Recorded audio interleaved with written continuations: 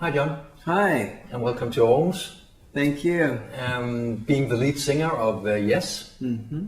going to perform 3 classic albums in Aarhus tomorrow. And that's going to be great, I think. Should be. Yeah. Apart from that, you just recorded a new album, which will be coming out in July, I think.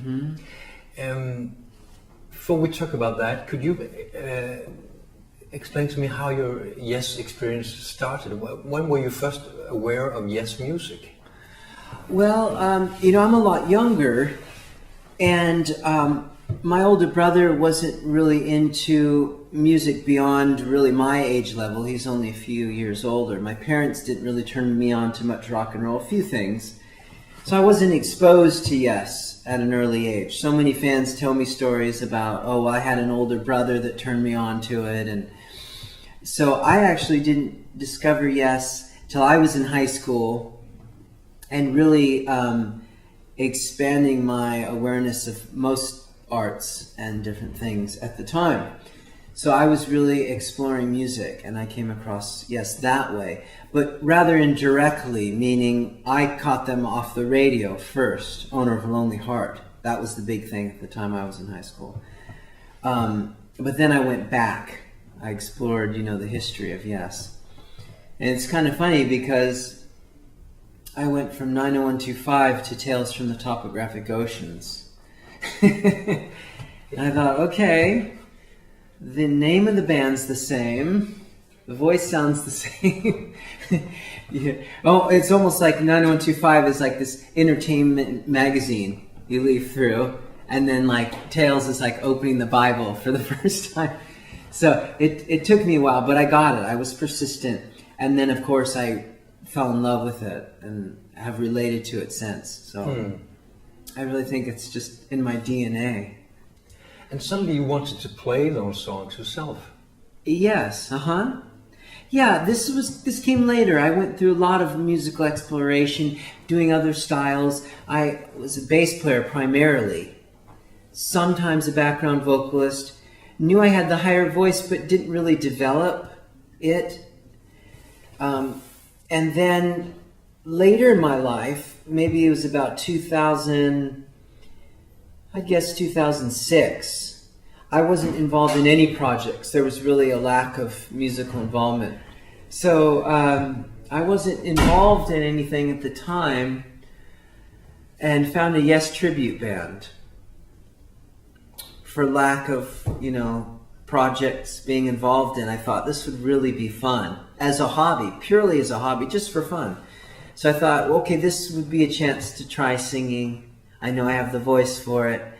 Didn't know how far I could go with it, but it panned out. It worked out rather well. The problem is the name of the band was Roundabout. Great bunch of guys, very talented. The problem was we never rehearsed quite enough.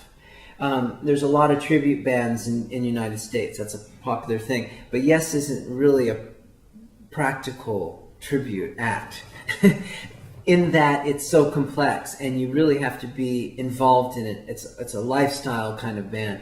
We would have to set up quickly, and of course our guitarists had all the arsenal of guitars, and it was always this sort of haphazard thing we'd throw together, never quite rehearsed enough.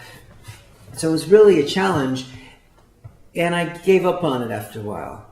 Then I joined Glass Hammer, an original progressive rock band out of Tennessee, very much in the Yes vein at the time, but of course they've been around years and years, so they've done all kinds of progressive rock music. But at the time, they were looking for a John Anderson-style vocalist.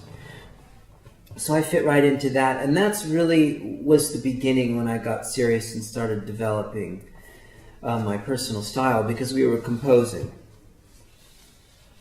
And then that went on it's still going on. It's just a studio project. But basically, Yes discovered me off of seeing a video online or hearing some sound bites of what I was doing with Glass Hammer.